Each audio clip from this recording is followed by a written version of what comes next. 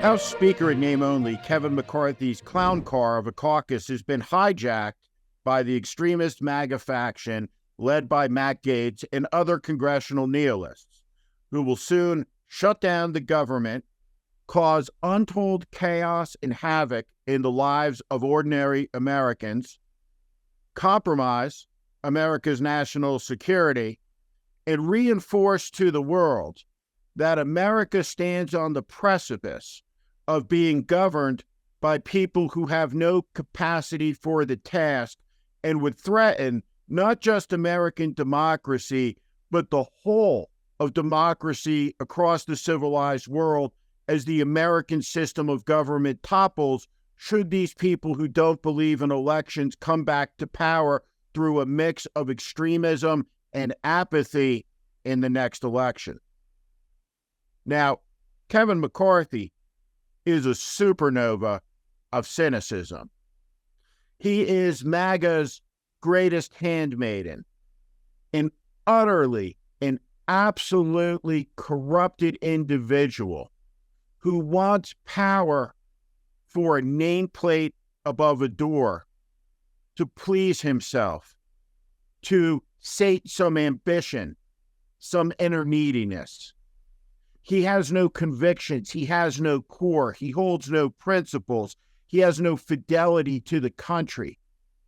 He has desecrated his oath of office. And so far as speakers of the House go, alongside serial child sex molester Dennis Hastert, his will be an ignominious reign. He is a man who has broken fundamentally one of the most sacred spaces in the country, the House of Representatives, where from the very beginning, people sent by their fellow citizens from the states would come to solve the nation's problems. Never has there been somebody with such incandescent cynicism, supported by a small gaggle of leadership who is equally as cynical, who has risen to the top and been unable to control the vandals below him, incredibly, as he loses control of the House caucus that brought him to power, that he cut deals with to neuter his power on day one. Kevin McCarthy said this out loud, and it is an amazement from a man who doesn't say very many amazing things. What he said was, this is a whole new concept of individuals that just want to burn the whole place down. That doesn't work. Well, no shit, Kevin. You just figured that out now, huh? Now, on the day of the insurrection, Kevin McCarthy blamed Donald Trump. But of course, he went to rehabilitate him. And I guess there are many things that could be said to Kevin McCarthy in this moment.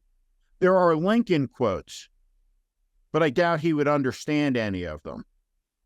Of course, there's one that perfectly applies to Kevin from John Kennedy's inaugural, where President Kennedy says, beware of the leaders who seek power by trying to ride the back of the tiger, only to wind up inside.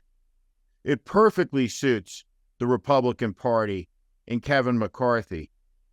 Soon the American people will suffer.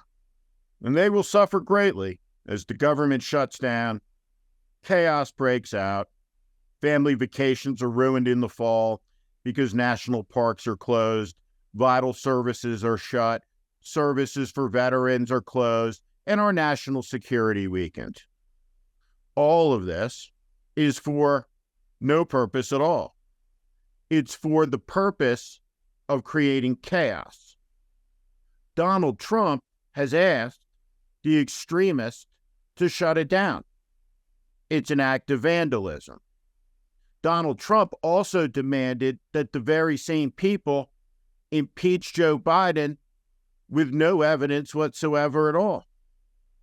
What this is part of an assault on American democracy that is part of an ongoing enterprise that has not ceased, that has not stopped, that has not relented in its efforts to topple the American way of life by seizing power no matter what the outcome of the next election may be. This extremist movement has been perfectly clear about their intentions. Donald Trump has said he is running to seek retribution. The chairman of the Joint Chiefs of Staff, an American hero and patriot, General Mark Milley, in the latest edition of The Atlantic magazine, in an interview with one of the nation's preeminent journalists, talked about the fact that if Donald Trump were to return to power, that he fears that he would be at the top of the list of people prosecuted. A career American soldier who spent his whole entire life in service to the nation is in fear of being politically persecuted and prosecuted. And you know what? I'm fearful too, because I founded the Lincoln Project. And I think many people should be fearful of the retribution to come. Everything that Donald Trump said he's going to do should be taken very seriously. What this is all about is very simple. Donald Trump stands in his rhetoric and through the propaganda of Fox News for law and order. Order amidst chaos is a powerful, powerful, powerful political message. Look at this image of Trump. Look at his mugshot. Look at this image of Donald Trump standing in the square outside the President's Church, St. John's Episcopal Church, with the Bible held upside down, desecrating a symbol of reverence for tens of millions of Christians and Jews in America. Look at his face. It is the visage of the dictator, the autocrat. It is a face unsmiling. It is menacing, projecting a type of power for whatever reason people have found compelling all over the world in times of turmoil, where they just want the chaos to stop. It is deliberate. It is purposeful. The Democratic Party stands for a proposition. It's important to understand what it is. It stands for democracy and the concept that the government can deliver services to the American people in a way that creates for the whole of society a public good. Everything that the Democratic Party stands for requires government to be able to function. When it ceases to function, even if the people who are throttling it, choking it, squeezing it, are MAGA Republicans, in the end, the accumulation of events turns people away from civic participation. It turns them away from citizenship because they believe government can do nothing. It can't function. And that's exactly the point. This is the fulfillment of Newt Gingrich's prophecies going back to the mid-1990s. Right now, this moment isn't indecipherable. This is the plan.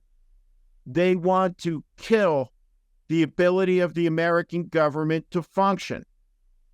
Kevin McCarthy is one of the greatest cynics walking around in this country. The American people, by the narrowest margins, sent a Republican majority into the House of Representatives. And that majority, accumulated together, is unfit morally and intellectually for the business of government. Profoundly so.